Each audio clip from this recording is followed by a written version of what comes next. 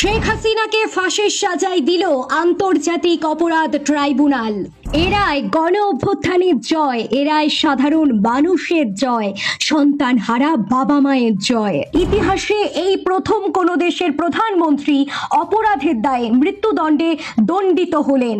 আক্ষেপ শুধু একটাই, একজন মুক্তিযোদ্ধার সন্তান হিসেবে পিতার সম্মান রক্ষা করতে পারলেন না শেখ হাসিনা। এমন লজ্জিত ইতিহাস এর আগে কখনো লেখা হয়নি। এরাই প্রমাণ করে সাধারণ মানুষের উপর অকারণে অত্যাচার নিপীড়ন কোনো কালেই মেনে নেওয়া হয়নি, আজও হয় না।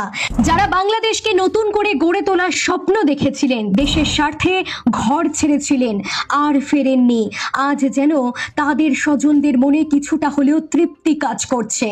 পৃথিবীতে যতবার রাজনৈতিক পালাবদল হয়েছে তার একটা সহজ সরল নাম হচ্ছে বিপ্লব।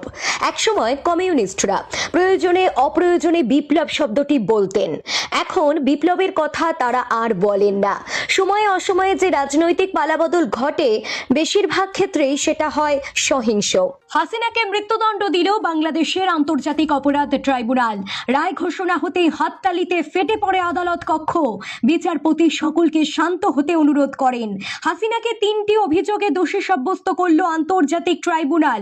1, উস্কানি দেওয়া; 2, হত্যার নির্দেশ; এবং 3, দমন পীড়ন আটকানোর ক্ষেত্রে পুলিশকে নিষ্ক্রিয় করে রাখা। শেখ হাসিনা বাংলাদেশের ইতিহাসে সবচেয়ে দীর্ঘ সময়ের প্রধানমন্ত্রী ছিলেন। 80-র দশকে বাংলাদেশে সামরিক শাসনের বিরুদ্ধে অন্য রাজনৈতিক দলগুলোর সঙ্গে মিলে তিনি হয়ে উঠেছিলেন গণতন্ত্রপন্থী আইকন। মুজিব কন্যাকে নিয়ে বাংলাদেশবাসীর আশা ভরসা শেষ ছিল না, কিন্তু সেই আশার পরিণতি যে এমন হতে পারে তা দুঃস্বপ্নেও ভাবতে পারেননি বাংলাদেশের মানুষ। হাসিনা প্রথম ক্ষমতায় এসেছিলেন 1996 সালে, কিন্তু দ্বিতীয় মেয়াদে ক্ষমতায় আসার পর শেখ হাসিনাকে নিয়ে বিতর্ক বাড়তে থাকে। বিচার বহির্ভূত হত্যাকাণ্ড, জোরপূর্বক গুম এবং ভিন্ন মত দমনের অভিযোগ ওঠে তার বিরুদ্ধে, যা একসময় বহুদলীয় গণতন্ত্রের জন্য লড়াই করার নেতার ক্ষেত্রে ছিল একটি উল্লেখযোগ্য পরিবর্তন। তবুও বাংলাদেশের মানুষ শেখ হাসিনাকে ভরসা করলেন, কিন্তু সেই ভরসার জায়গাটা ঠিক রাখতে পারলেন না মুজিব কন্যা।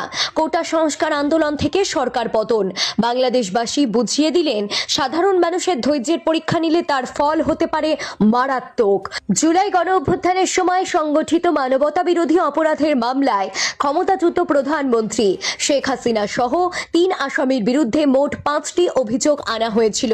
এই 5 অভিযোগ ছিল উস্কানিমূলক বক্তব্য প্রদান, প্রাণঘাতী অস্ত্র ব্যবহার করে আন্দোলনকারীদের নির্মূল করার নির্দেশ, রংপুরে বেগম রোকেয়া বিশ্ববিদ্যালয়ের ছাত্র আবু সাইদকে গুলি করে হত্যা, রাজধানী